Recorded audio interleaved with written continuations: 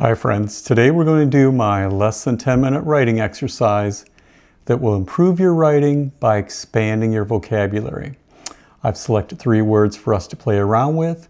We're going to use each one of these words in a sentence so we can better understand them by putting them into context. I will give you general definitions, but I've also included links below to Merriam-Webster's website where you can find the formal definitions and pronunciations.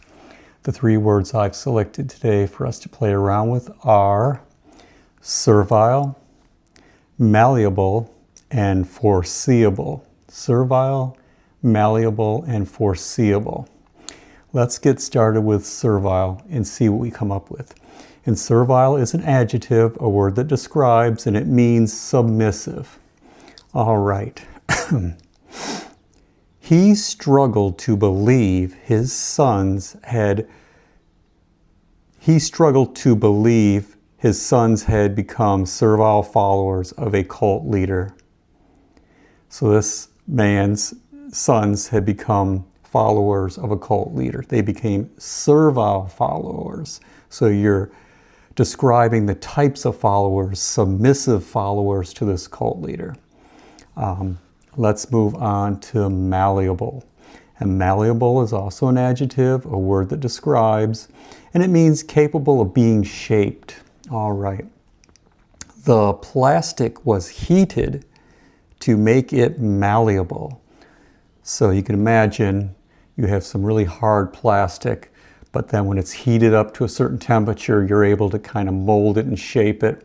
That's malleable. Capable of being shaped.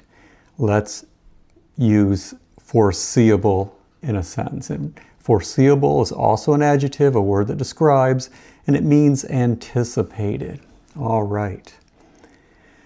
With their businesses doing well, they imagine they would be financially stable for the foreseeable future. All right.